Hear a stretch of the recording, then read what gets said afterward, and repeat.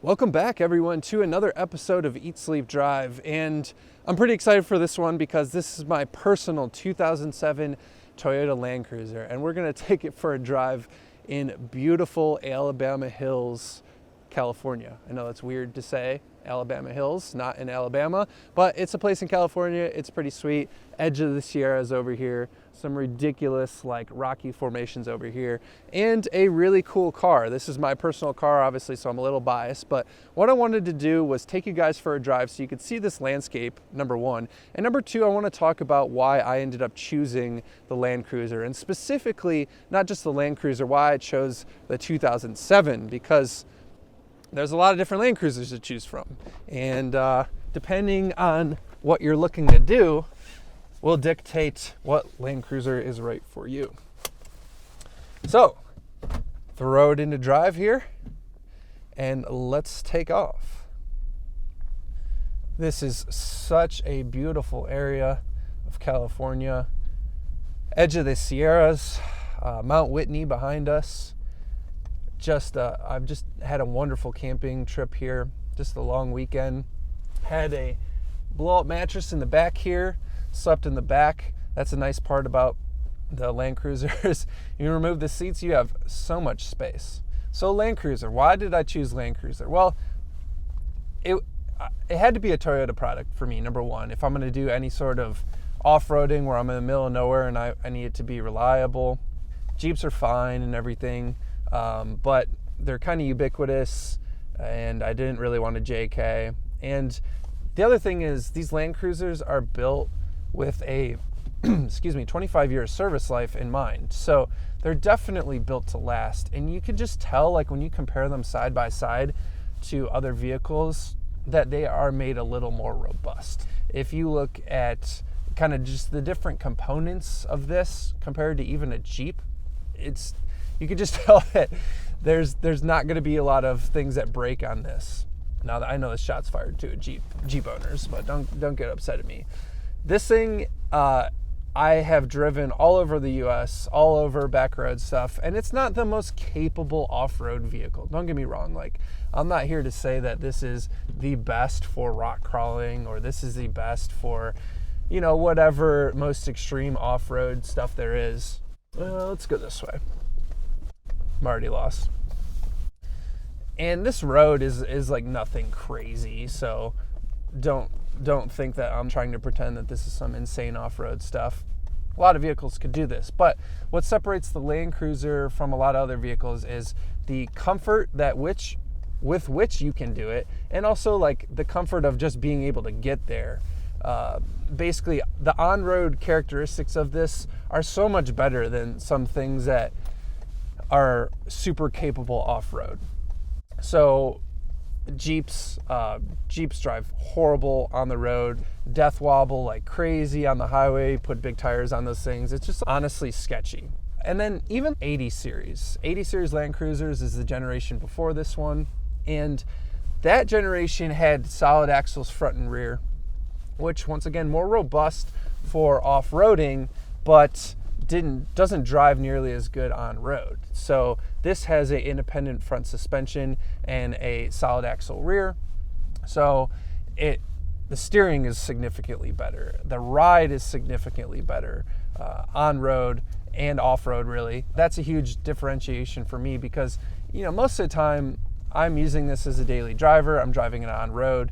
And even if not, you have to drive to destinations, right, to go off-roading. So I want it to not be horrible in the meantime. So that was a big differentiation for me as to why, number one, I bought a Land Cruiser. Number two, I bought a 100 series over, say, an 80 series, which is like the slightly older generation. Another reason I chose the 100 series over the 80 series is the V8 engine. This car has a 4.7 liter gas V8 engine. Oh, we got a little bit of a rut here. And the 4.7 liter engine is, I'm not even going to put it in 4-low. Oh, look at that, advanced track doing work. We'll talk about that in a minute too. The 4.7 liter has a lot more power than the 6-cylinder that was in the 80 series. And that's a big thing for me, because if you drive those 80 series trucks, especially when you put big tires on them, they're like dogs, man. They're really, really slow. And if you're driving on road, or even off road, sometimes you need that extra power. Now, in other markets, the 100 series had like a diesel option and things like that. We didn't get that in the US. We just got this 4.7 liter gas V8. Now, not only does it have good power, but it's also extremely reliable. It's you just have to do timing belt services on these things every 100,000 miles. And if you do that, it will be good to you. And that's really all I've done, to be honest, with this car. Not to mention, also, with the 100 series, you can get so many different versions. From 98 to 2007, they're all the 4.7 liter V8, but they did change it for 06 and 07. And that was a huge reason that I went not only with a 100 series Land Cruiser, but a 07. So in 07, you actually get a power bump in these things. In 06 and 07, you get a power bump in these cars. It's good for about like 30 to 40 horsepower. So it's not an insignificant bump. They basically gave these things VVTi, and they made it, just have a little better performance, basically. That said, caution, steep, rocky, something. That's what we're looking for, right? So yeah, the 06 or 07 is really nice for that, having the extra power. It helped when I towed all my crap across the country when I just moved from Ohio to California. It rode great across the country. It's just like, it's the vehicle, man. Like, as far as I'm concerned, it is the vehicle. Now, what happened earlier when I was going over that sort of little steep rut and up or down and up, what happened there was the car started to lose traction on one wheel, started to send power to the other, and was spinning the tire, and then Advanced Track kicked on. Advanced Track is sort of a simulation of a locking differential. And some of the older 100 series Land Cruisers, like the 98s and the 99s, had that as an option. So you can option those cars with a rear locking differential from the factory, which is pretty desirable for a lot of people. But for me, while the Advanced Track sort of tries to simulate that by using the brakes, if one wheel spins, it will brake that one so the other wheel can try and get traction. It's not as good as a locking differential, of course. I will say that, but it's pretty darn good, and it's way better than an open differential, because I've taken this thing off-roading with some of my friends who have, one of my friends has a LX470, an older one, and those didn't have a locking diff or A-track, and this does things that his can't, even with the same mods, the same 33-inch mud terrain tires and no lift or whatever. We can do different things. So A-track, people give it a hard time, but it's actually pretty capable. So even if you can't get that locking differential from the older versions, you get that in the later versions. Not to mention, one other thing worth noting, the later cars, the 03 Pluses, I believe it was, got a 5-speed transmission. That's different than the 4-speed trans that was in the older cars.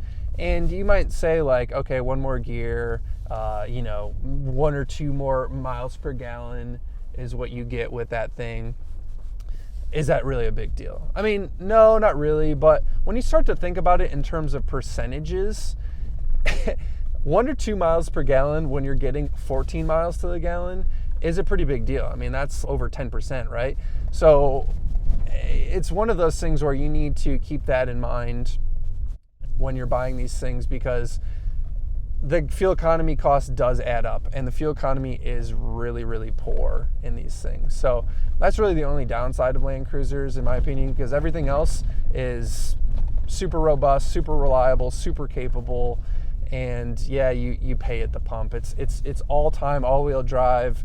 It's not selectable four-wheel drive, and a lot of people don't realize that. A lot of people think that it's two-wheel drive and then you put it in four-wheel drive, but it's a trade-off that you pay, man. So get the 5-speed if you can in the later models. A little better, keeping your RPMs down at highway speeds and getting you a little better fuel economy. But I hope you guys enjoyed the video for a little drive on some fun little roads around here and some nice little scenery. It's been a great trip, and I can't think of a better vehicle to do it in than a Toyota Land Cruiser of the 2007 year. Not that I'm biased or anything.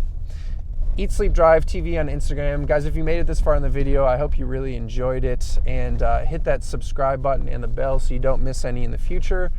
I'm doing these POV style driving videos, and let me know in the comments what you think of them. I'm really enjoying making them. So I'll catch you guys on the next one. Peace. The moon is setting while the sun is about to rise.